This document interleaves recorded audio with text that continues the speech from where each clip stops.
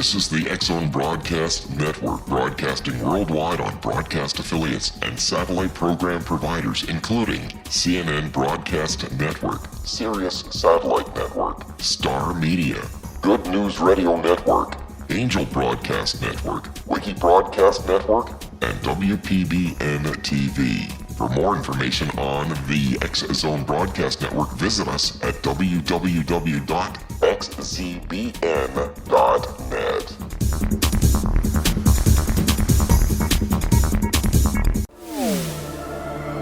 The X-Zone Radio Show with Rob McConnell is largely an opinion talk show. All opinions, comments, or statements of fact expressed by Rob McConnell's guests are strictly their own and are not to be construed as those of the X-Zone Radio Show or endorsed in any manner by Rob McConnell, Relmar McConnell Media Company, the X-Zone Broadcast Network, its affiliated networks, stations, employees, or advertisers.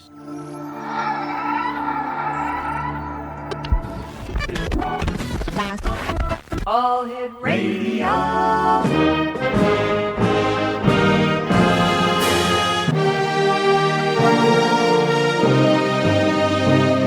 Welcome to the X-Zone, a place where fact is fiction and fiction is reality. Now, here's your host, Rob McConnell.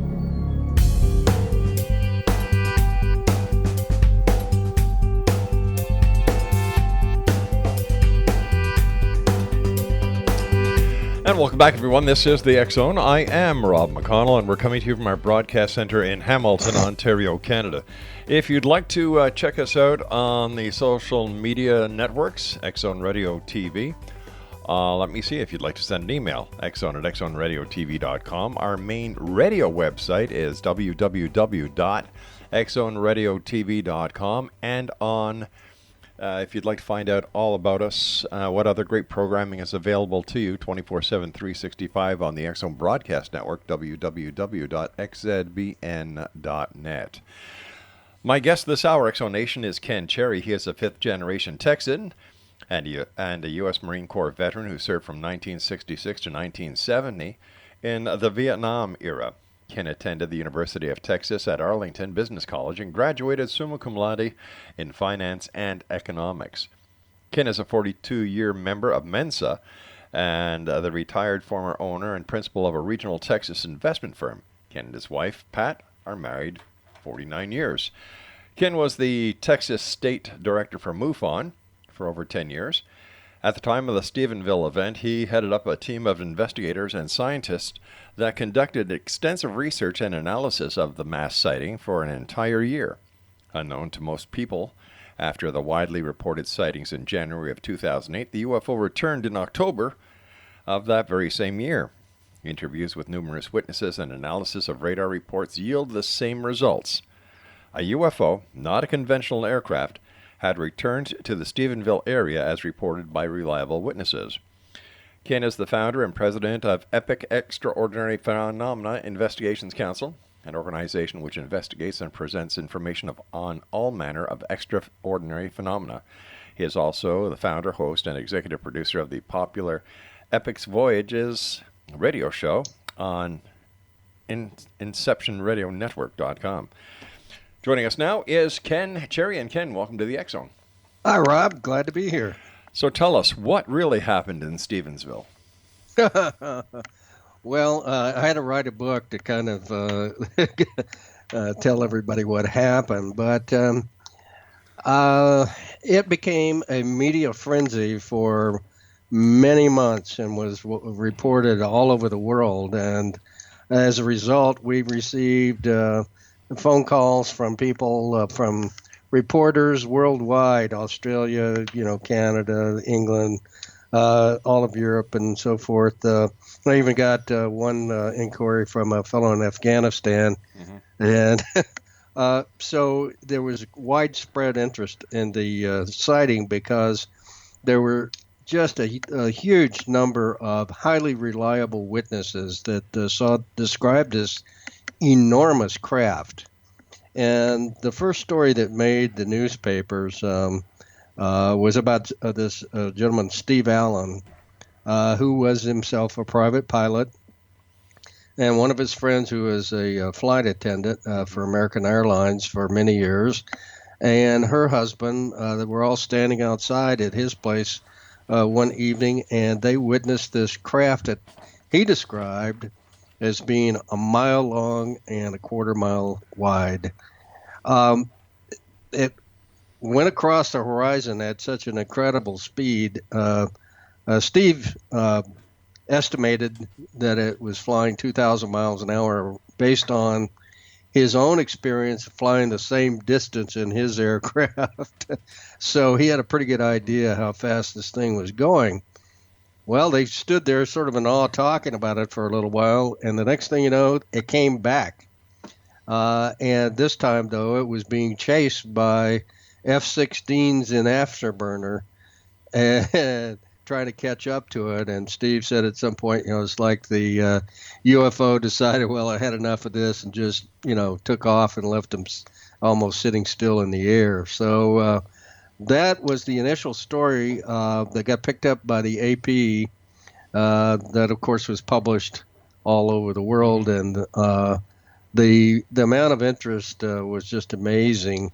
We had initially 75 witnesses that wanted to give us their account, and so we made arrangements. Hey, Ken, we're going to have to do a little bit of a cliffhanger here. I have to take my first break. Exonation Ken Cherry's our special guest. www.epicvoyagers.com is the website. And we'll be back on the other side of this break as we continue here in the X Zone from our broadcast center in Hamilton, Ontario, Canada. Don't forget, if you'd like to see all the great programming we have available for you, 724-365 on the X Zone Broadcast Network, xzbn.net. We'll be back right after this break. Don't go away.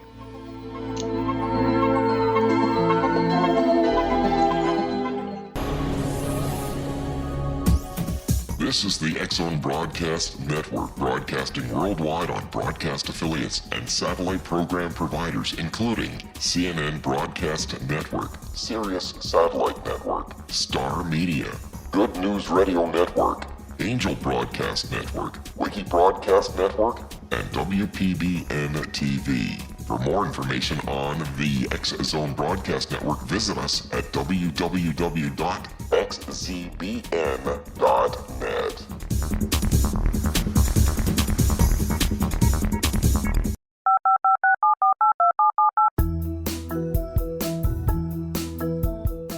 Did you know that when you're on the road with limited data or Wi-Fi, you can still listen to the X Zone Radio Show with Rob McConnell, The Science of Magic with Gwilda Wiyaka, X-1, Dimension X, Space Patrol, and every minute of the X Zone Broadcast Network by calling 213-401-0080, courtesy of Audio Now. No smartphone, app, or internet needed. It saves your data plan, and it's free if you have unlimited minutes. Call 213-401-0080 to listen on any phone, anytime, anywhere. Remember 213-401-0080 for the best of the paranormal, parapsychology, and sci-fi radio programming anywhere, 24/7, 365.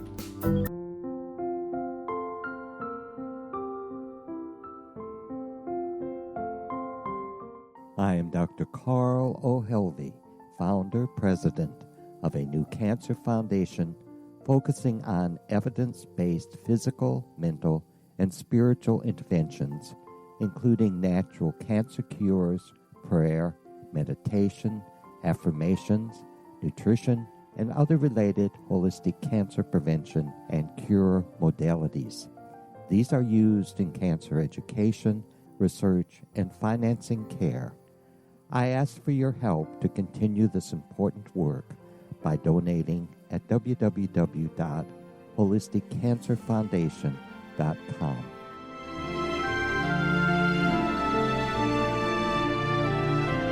Hello, I'm Pete Marsh. With my daughter Justina, we will be presenting the new radio show, Too Good to Be True. If something seems too good to be true, it usually is. But with the help of Justina's amazing gifts, we're going to gain insight into questions that don't yet have complete answers.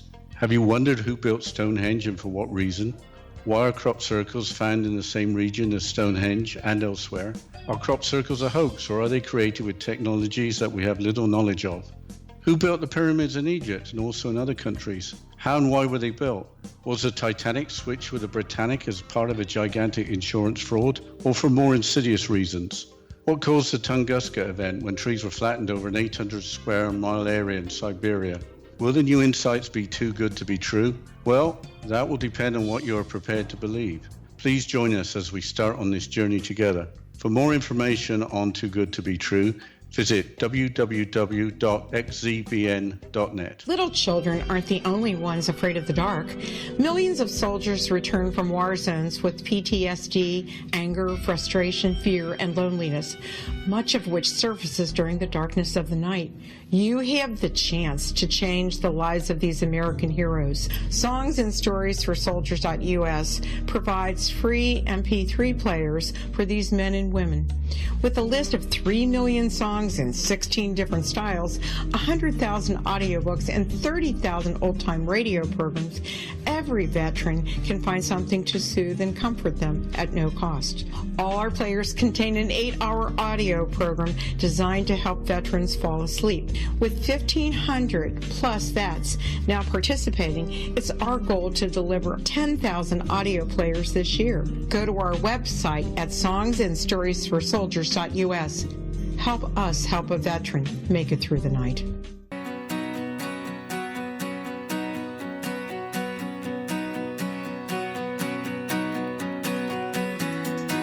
Welcome back, everyone. Ken Cherry is our special guest, www.epicvoyagers.com. And Ken, we were talking about the Stephenville UFO going back to, when was it, 2008? Yes, January 10th, 2008. Stephenville is a small town, about 15,000 people, and mostly these are farmers, ranchers. The number one business in the county is dairy farming, but most of these small dairy farms can't make a living, so most people have a day job as well as tending all of their chores. So these are hard-working people, and even though it also has a college there, we had very, very few witnesses who were young people. For the most part, they were with their parents or something if they also saw this thing. So these were what I call the gray-haired folks who were coming out to tell us what they saw. Many of them were surprisingly very well traveled and higher educations and a lot of experience in life. One lady was a head of an emergency room there at a local hospital, and she'd been in a military brat and traveled all over the world and seen all kind of aircraft. And so these were not your run-of-the-mill, just type folks. They were pretty, very reliable. And in addition to that, we had an elected official there, Constable Gayton, 3 of the police there for the Stephenville police force were also witnesses. As a matter of fact, I would say that they probably had some of the more interesting report to give. One policeman was out at a radar trap, and he said everything went quiet. And he looked around, and there were no birds, no crickets, no anything. And he looked up, and there was this huge, enormous craft just looming over him. What did the craft look like? Just everybody just described it as big. I'll tell you what. This policeman went back later to the police department, and he was at the end of the shift. He and a couple of other guys were in there. And he was all excited. He says, "You won't believe what I saw today." And the other one says, "No, you won't believe what I saw." And the third one says, "No, let me tell you." And it turns out in 3 different parts of the countryside around there, these 3 policemen had witnessed the same thing, and they sat down and put together a drawing that they agreed upon that was, represented this craft. So something I'd like to ask you. I'm an ex-cop myself. Sure. Okay. And 3 cops had no communication between each other before getting back to the station. How come they didn't radio this anomaly into Central Dispatch?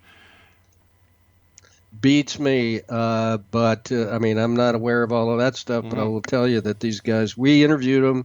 They didn't want us to use their names because they were afraid if they ever had to be called as witnesses in a trial that they'd be mocked. And it could be for the same reason that they didn't put anything in over the radio. So in their opinion, there was no risk to the public safety. Well, or that they couldn't do anything about it, or that they questioned their own, what they had seen. I have no idea, but I'll tell you, there were a number of other witnesses that were just as reliable. Constable Gayton also had access to the same radio system and everything, and he could have called, he had a number of officers under him, so he could have made a report over the radio as well. But they did come forward and give us their statements and a composite of drawing of this craft. How long after? And it aligned with what I stopped counting at 150 witnesses that I spoke with. All right, hold on here. How long after the actual sighting were the police officers interviewed? Oh, very shortly after. I would say we were down there within a week. So for a week, the police officers didn't say anything? They did not want their names or faces made public.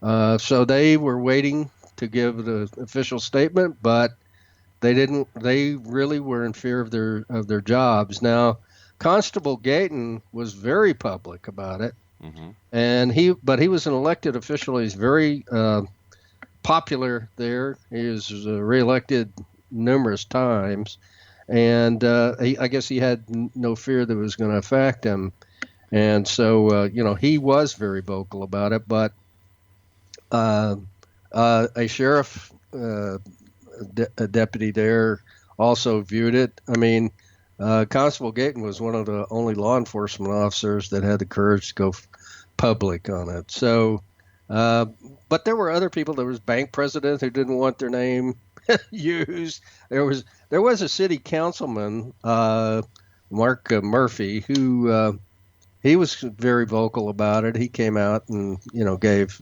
So there were people who could have felt that they could impact their careers that did go public, but others, I guess, felt that they were more vulnerable. So I don't blame them. I mean, we took their information, and it conformed to the reports that we're getting from other people all over the county. Okay, so what? All right, let me ask you this: as far as any commercial or military radar, what was the story on that? Actually, we conducted 3 different radar studies over the period of the year, because actually the thing returned in October, and we try to keep that one out of the media, to just get, because they just turned it into this circus for the original investigation. But all 3 radar reports found the UFO, in other words, this large craft that was not transponding. And in the first case in January, 2 different radar studies did show the military craft in pursuit. And then the third study that we did in October was actually 87% in alignment. In other words, we found the craft not transponding in the path that the witnesses said it was in at the time that they reported. So 87% accuracy, you just don't get any better than that. Who was the person doing the radar analysis, and what were their qualifications? Oh, the stellar qualifications, outstanding. Who was one of the reasons I wrote the book, and I won't use their name because I have some bad things to say about my former organization. One of the things that I found, Rob, is we got into our investigation that my organization MUFON to be specific, began to withhold critical assets from us. They had the radar specialist who also had to be a FOIA specialist. I'm sure you're probably aware of that. The Freedom of Information Act requests are so specific nowadays that you have to have somebody who's an actual expert in filing these things. So at any rate, they cut off communication with me and my team. He was supposed to be working for me and had him reporting directly to the board of directors of MUFON.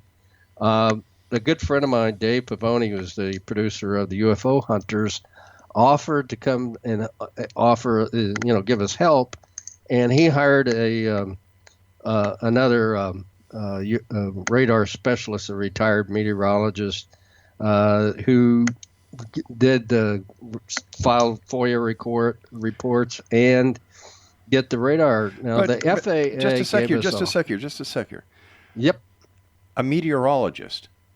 Is a meteorologist qualified to verify the authenticity or the tracking of military or commercial aviation? Yes. How? Yeah. There's a difference between looking at clouds using a Doppler radar system compared to using a military or even civilian radar. Correct. But he was capable of.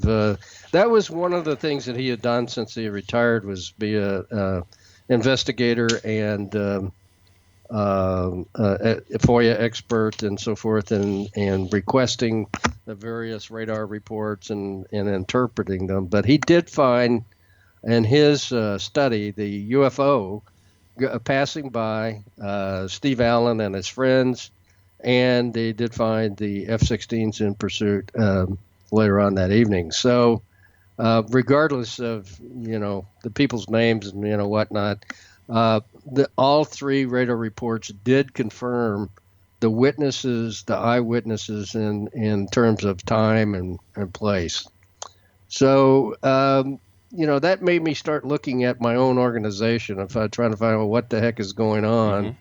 And that's what led to my book, and made me kind of look at the people involved there. And it was pretty eye-opening. And at first it was going to be a tell-all, and then I realized I couldn't use people's names, so I had to write it as a novel. I still have a problem with the expert who was a meteorologist and not a military or civilian radar expert. That to me is a flag.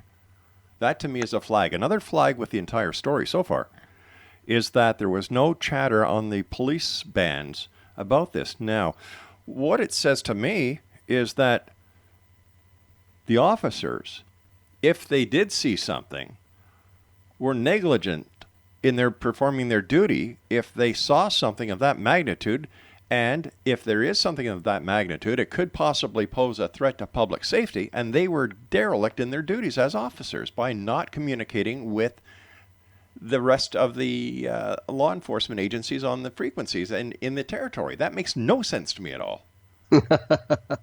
Well, I'm not here to account for their actions, only what the testimony that they gave, the witness reports that they gave, and the composite drawing that they provided. Okay, now where did their stories were consistent with other witnesses. So whether they were derelict in their duty reporting it or not is not the issue for me. But wait a sec.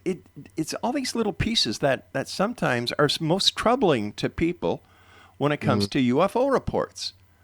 For example, the testimony. I'm not sure where you were a cop, but the testimony. Wait a sec. Hello. Hold on, just a sec. I'm not finished. Okay. It's. You mentioned given the reports, testimony. Who was the testimony given to? Well, let's see. I had a team of. Was it given to MUFON? It was given to my team, me and my investigators. Were you part of MUFON?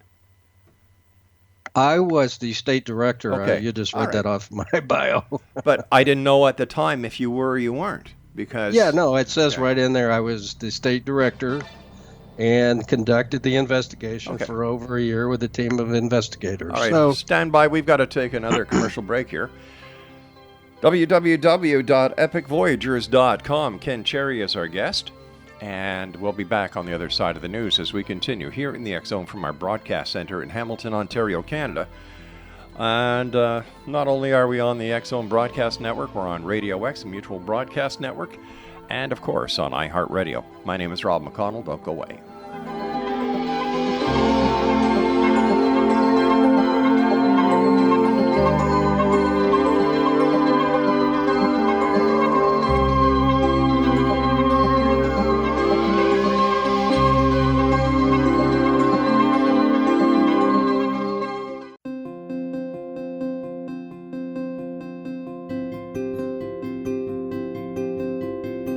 Dreams are our personal gateways into infinite wisdom. Don't miss shamanic counselor and indigenously trained dream decoder Sandra Corcoran's inspiring book, Shamanic Awakening Between the Dark and the Daylight.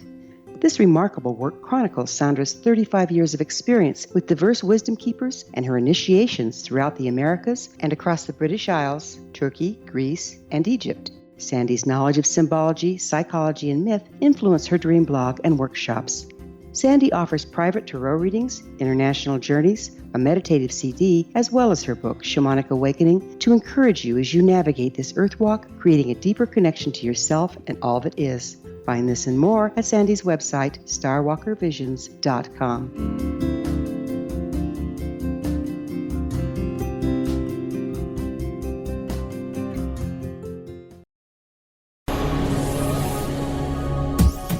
This is the X-Zone Broadcast Network, broadcasting worldwide on broadcast affiliates and satellite program providers, including CNN Broadcast Network, Sirius Satellite Network, Star Media, Good News Radio Network, Angel Broadcast Network, Wiki Broadcast Network, and WPBN TV. For more information on the X-Zone Broadcast Network, visit us at www.xzbn.net.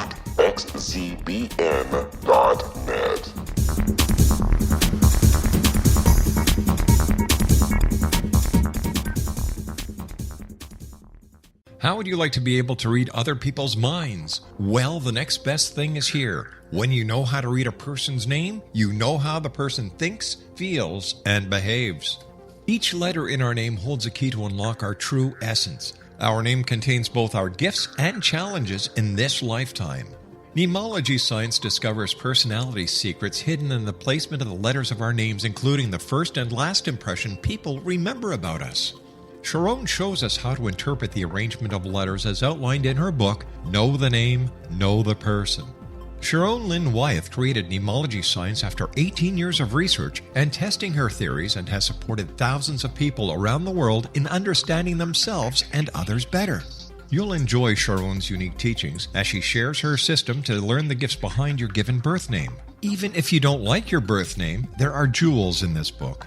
If you're thinking of changing your name, ready to name your child, or wanting to get along better with others, this is the book for you. If you'd like to improve your relationships and change your life for the better, get the book today, Know the Name, Know the Person, or visit www.knowthename.com. That's www.knowthename.com.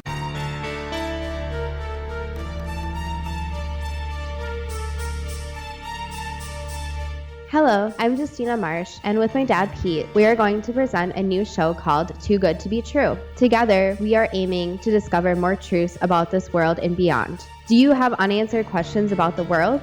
Do you ever wonder about aliens, conspiracy theories, or the universe? There are many shows discussing subjects such as pyramids or UFOs, but we want to relay this information based on our own research, including from spiritual means. Hopefully, listeners will be helped with their own beliefs and will appreciate the psychic insights that add to the previous research and information. We both look forward to sharing this insight and beginning this journey with our listeners. Visit xzbn.net for more information about when to listen.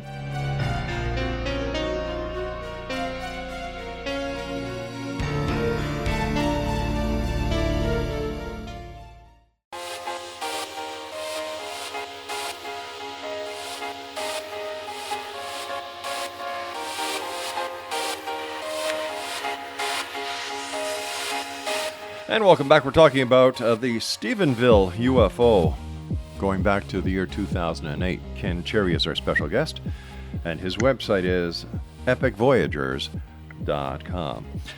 So you and your team investigated the sighting for a year. You interviewed people. You had experts looking at the radar tracks. You had credible eyewitnesses. And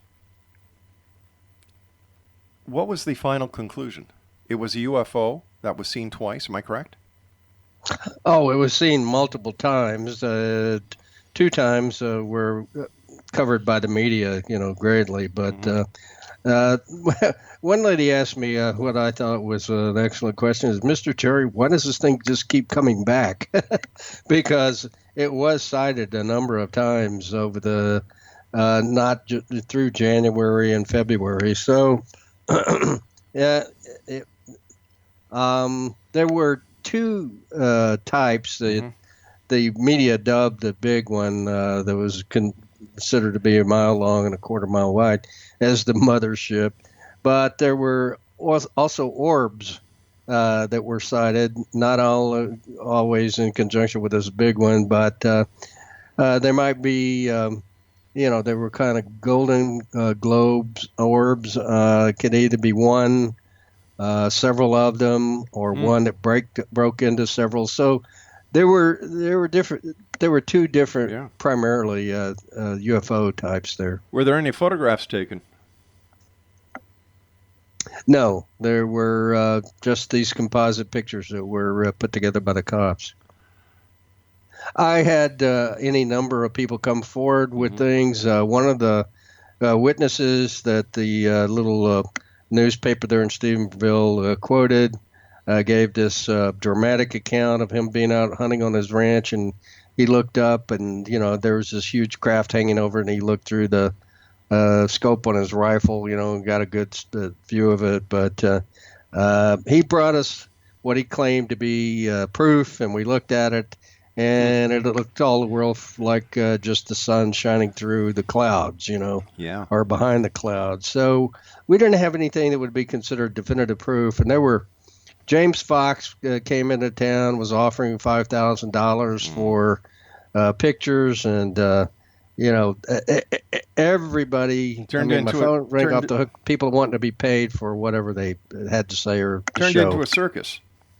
A circus, yes, absolutely. What did the military say? Pardon? What was the military's reply?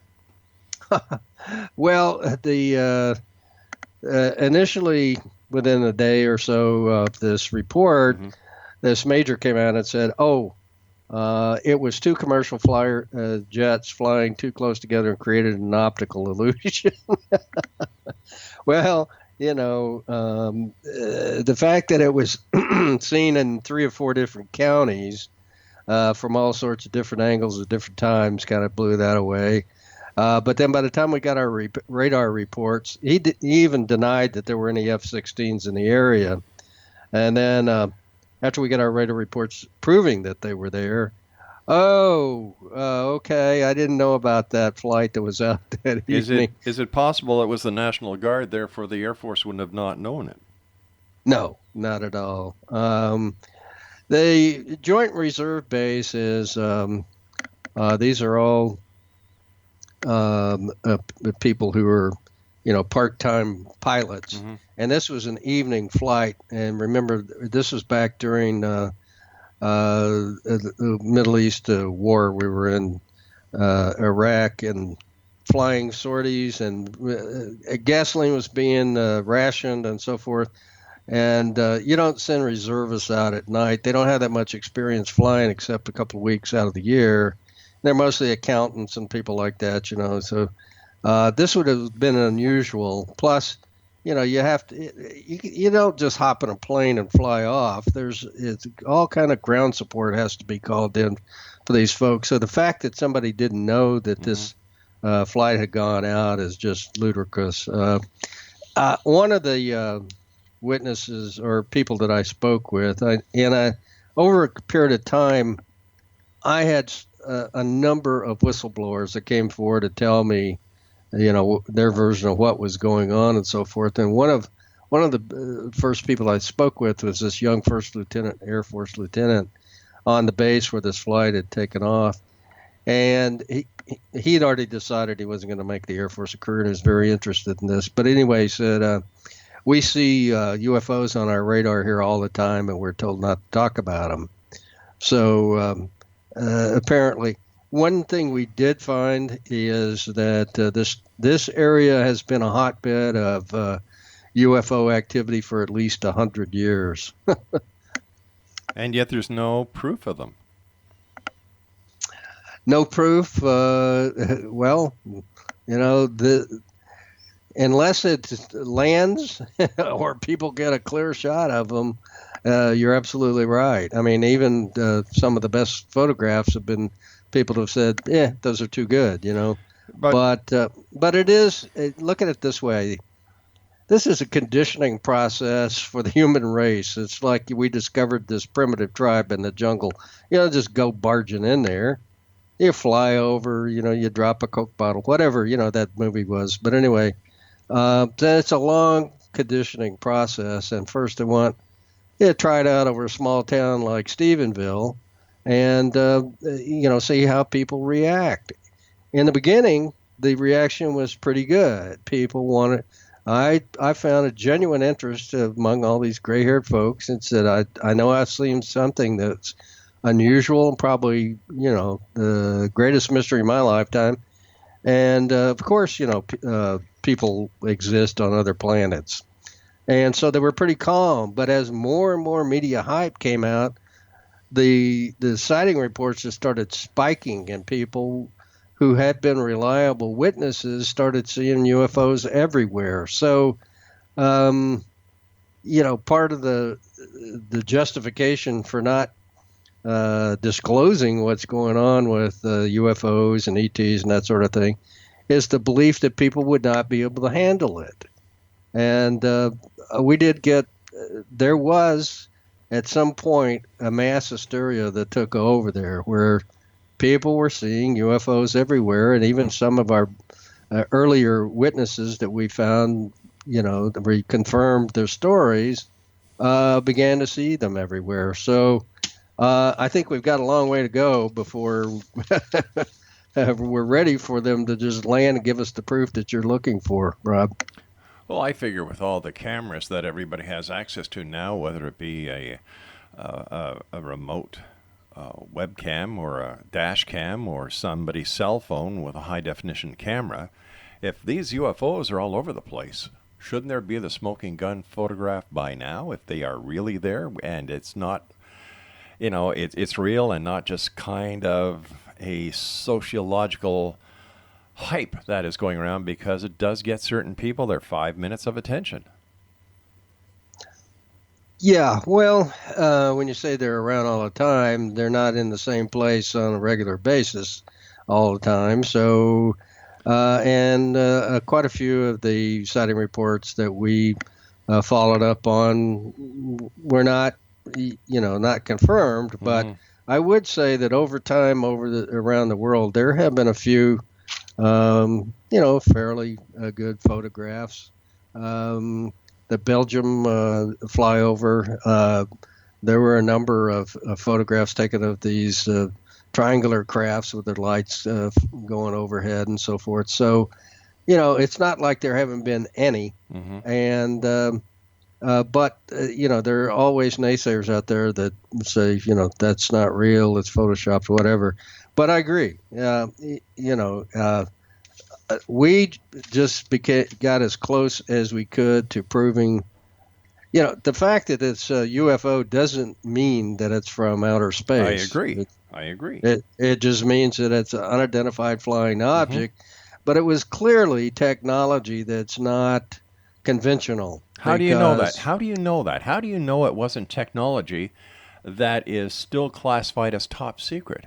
And that's why I said not in conventional use. So, yeah. And as a matter of fact, some of my sources did come back and say that we have been working with ETs at least since the 50s, in back engineering technology. So, if we're back engineering technology, we are the dumbest race on earth because we're still using solid rocket fuel. And if we've been back engineering technology, oh, come on. No. Here's the thing. Okay. The people who actually run this planet don't want this to benefit the rest of mankind. Who's running the planet? Well, let me put it this way. Remember back in the early, when the Spain and England and so forth had the money to put forward all these ships to go around the world and loot the other countries, they didn't spread the wealth around. That was for the benefit of the kings and queens and the royal, people. So, it's the same thing now. There are a few, like the Rothschilds and others who run the planet. They're the wealthiest people. And, one of the sources that is a main character in my book, one of the main characters is an older gentleman that I met who was, there was a near-death discussion. He was on his last leg, but I had known him off and on through the years. I never knew what he did, but he said that he had been a member of the OSS of World War II and a close confidant of MacArthur. And so at some point during the war, there were a number of UFOs that were shot down or came down accidentally that the MacArthur had viewed, and he was with them. But at any rate, that's how he got introduced into this. And later on, as an older man, he was a member of a 3-man team who gave the final approval for black budget projects, the funding. And he said one year the funding request was so huge that he and the other 2 men just would not approve it. They told this general, we don't know where the money's going. There's no oversight. We're not going to approve this. So, the general said, okay, I'll take you. Anyway, he said he took them to a hangar, an enormous hangar. He didn't tell me where. Mm-hmm.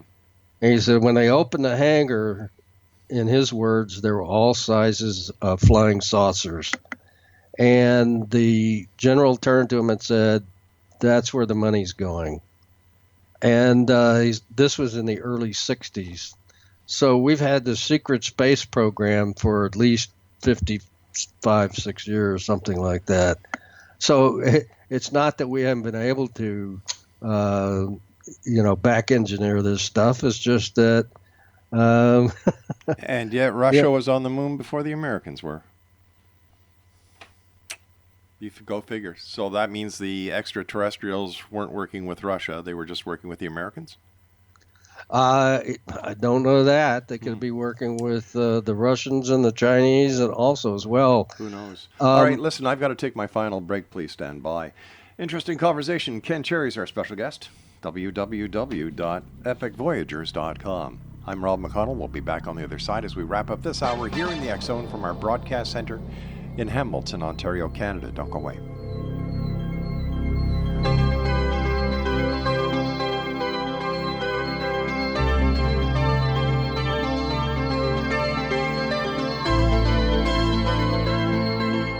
Hi everyone, Rob McConnell here, and I wanted to spend a moment on internet streaming. Everybody has heard about internet streaming, but not many know much about it. Did you know the internet streams just about everything? Movies. From new releases to old classics. TV shows. Almost every show, every episode, and much more. But the question has always been, how do you do it? Well now, thanks to the folks at 123 Ready TV, I have the answer for you. They have developed a simple program app, 123 Ready TV, that you install on your Windows PC, Android smartphone, or Android tablet that can have you streaming like a pro in less than 5 minutes. You truly won't believe how much is available or how easy it is to do until you try. And for a one-time cost of only $19.99, this product is a real winner. To learn more about 123 Ready TV, visit our website at www.xzbn.net.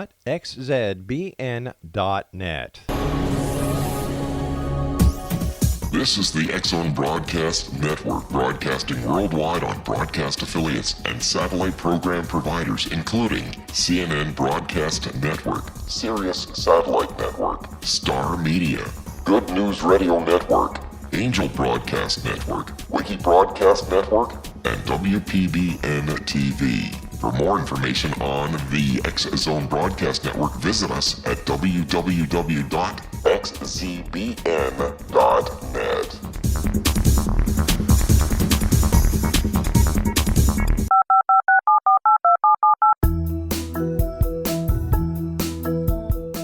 Did you know that when you're on the road with limited data or Wi-Fi, you can still listen to the X-Zone Radio Show with Rob McConnell, The Science of Magic with Gwilda Wiyaka, X-1, Dimension X, Space Patrol, and every minute of the X-Zone Broadcast Network by calling 213-401-0080, courtesy of Audio Now.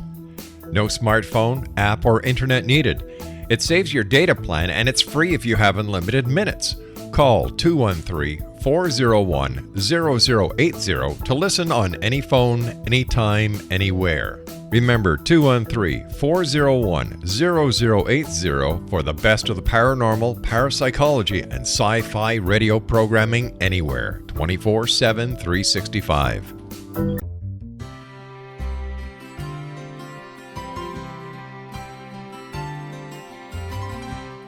True healing must address 4 levels: physical, emotional, mental, and spiritual, for us to live joyful and productive lives.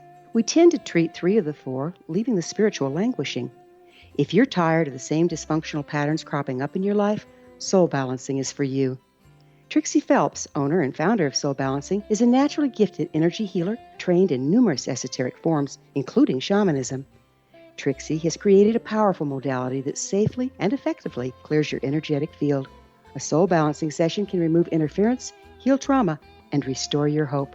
Contact Trixie for a life-changing long-distance session today, www.soulbalancing.world.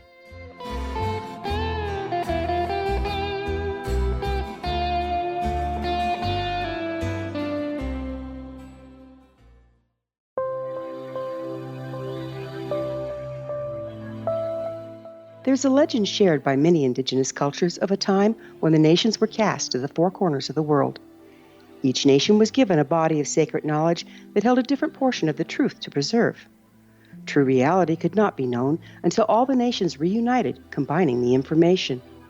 If a single one was missing, the world could not be reborn and darkness would prevail. The Science of Magic Radio is dedicated to reuniting the sacred knowledge. With the understanding, none of us has all the answers, but together we can open new perceptions and possibilities. Through our combined vision, the world can be reborn into a place where darkness no longer prevails. Join me, Gwilda Wiyaka, and the Science of Magic daily on the X-Zone Broadcast Network, xzbn.net, or visit us at thescienceofmagic.net.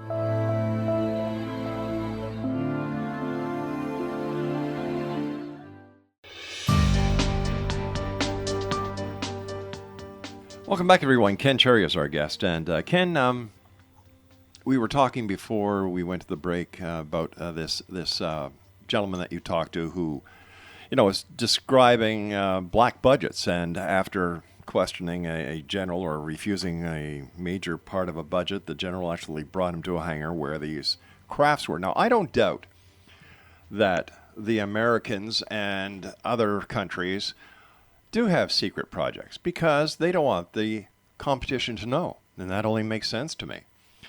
So I find that very possible. What was it that got you involved in UFOs? You're a former investment banker. Well, I did have an experience when I was a youngster, about 6 or 7 years old. We lived on a ranch south of Dallas, and back then the kids, they were gone all day. Their parents didn't worry about them. But I was out in this pasture, come through this area of trees on our place there, and looked up, and there was this silvery object just sort of floating across the horizon. And the next thing I knew, this jet came down. Of course, I was too young then to know anything about military aircraft or UFOs or whatever. So I didn't know exactly what these were. But, there was some sort of a glint or something. I don't know if it was the sun, but whatever. The jet started smoking and the pilot bailed out. And the plane crashed. And this silvery object, took off. And of course, back in those days, kids were to be seen and not heard. But whenever my parents got together with the people around there, it was a very sparsely populated area. But neighbors, all they would talk about is rescuing this pilot from the trees. He had his parachute hung up in some trees. So. It was one of those things that you will never forget. It's like, where were you when Kennedy was shot, right. or, anything that's dramatic that happens in your life. It's burned into your memory. Mm-hmm. And so I read what I could as a teenager, and then later married. But anyway, it was probably not till I was about 40. We took a trip to Roswell, went to the little museum there, and there was some information about MUFON, the Mutual UFO Network. So, I took that, and then when we returned home, I followed up on it, and within a year or so, I became the state director for them. And it's supposed to be the largest and oldest scientific organization for the, study of UFOs for the benefit of mankind. Mm-hmm. Yeah. What I found out, though, is just riddled with people from the intelligence community. So, but it took, unfortunately for me, it took me 10, 12 years and a lot of hard work on an investigation that was being thwarted to find that out. So what would be wrong with MUFON having members of the intelligence community in it? Well, there's a lot could go wrong with that. Such as? Well, it's supposed to be for the public to know what's going on with UFOs and ETs, and whatever conclusion they come. First of all, they've been in business for well over 40 years, and they've come to no conclusion, no proof, nothing. So, I'll give you. What if the most critical cases to come in on the server are never disseminated to the investigators or seen by the public? But isn't that where the media comes in? How would the media know? People call the media first. They usually don't call MUFON. Well, not. They had a central management system that was humming all the time with reports from around the world. I think Peter Davenport does a hell of a lot better job than MUFON ever did. Absolutely. He's a dedicated great guy, and he doesn't get the accolades he should get. Yeah, Peter doesn't hold anything back. No, I don't believe so. But at any rate, there were just too many people there who have an interest in capturing the information for take, for example, Project Blue Book. It's been shown that was just a cover-up. Howard Blum in his book out there discusses a FOIA report that he obtained. Was a communication from, and I forget the general's name, but it said, of course, we didn't put the most critical cases in Blue Book. They were national security. So, those are the ones that were supposed to be of interest. All right, so let me ask you this question. You just brought up something very interesting. What gives any person or any organization to stick their nose into subjects that may indeed be national security and putting the rest of the country in danger because of their inability to know when to back away and not cross a line that they're told not to cross? Well, I'm not a believer in this no secrets stuff that seems to be the cry of the day. I do believe that there's a lot of things that the public doesn't need to know. But on the other hand, the secrets they're withholding could improve the course of humanity so dramatic. But what happens if they're not holding any secrets? What happens if the secret is part of a great nothing? I don't believe the government is perpetrating a conspiracy. I don't believe the Vatican is perpetrating a conspiracy. I don't believe anybody is maintaining a cover-up or conspiracy besides the UFO community itself, because as long as the conspiracy and cover-up is in place, they don't have to provide any evidence to the contrary. Well, I will tell you that there is a conspiracy to cover up the UFO and ET situation, and that they are withholding technology that could free us up from hydrocarbons and so forth. Of course, just think about this: the Middle East only has one product to sell to placate their population. What if suddenly oil became basically worthless? You got 1 billion people in the Middle East that have no source of income practically at all. You talk about a war, unrest. That makes no sense. That would do it. That makes no sense. That argument makes no sense whatsoever. How's that? How's that not make sense? Well, the Middle East isn't the only place that has oil. Yeah, but that's the only thing they have besides sand in a lot of cases. So you mean the governments of the world are keeping the information about possible alternative energy availability and products and methods just to keep the Middle East in oil? I'm just saying that's one reason. So all right, so who's doing this? The New World Order or who? Well, I wish I could give you names. I don't know. I mean, we could go ask them specifically, but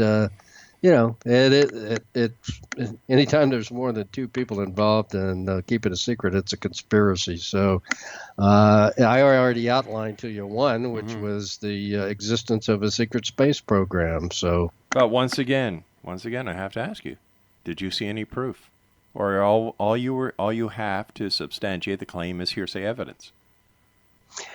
Yeah, I guess if you look at it that way, that is correct. But it was corroborated by a number of other sources. 3 scientists that I talked to that worked at S4 in Area 51, and each one of them had told me, and I looked them up. I mean, all you have to do is Google them and find out that they were highly respected PhDs and so forth. But and each one of them said that they had their lives threatened, their families threatened if they went public. And so that was one of the reasons they gave me the information to put in my book instead of, they couldn't do it themselves. Well, but did you use their names? Did you use their names? Did you identify them in your book? Of course not. So how can people go on Google and verify who they are?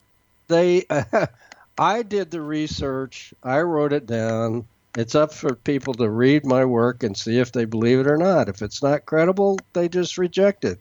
But the fact I am satisfied that these 3 reputable scientists are telling me that that they personally have worked in a secret space program alongside aliens, and that's enough for me to believe them.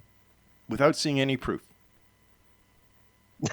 Well, it'd be, if I had access to S4, the Area 51 when they were there, that would have been great. But, as an investigator, I've gone as far as I personally could go. I thought it was more important to get the story out to people. But a story without any evidence, without any facts, just hearsay. That's why it's called a novel, Rob. Hey, listen, Ken, I want to thank you for joining us tonight. And Exo Nation, if you'd like more information on Ken Cherry, his website is epicvoyagers.com.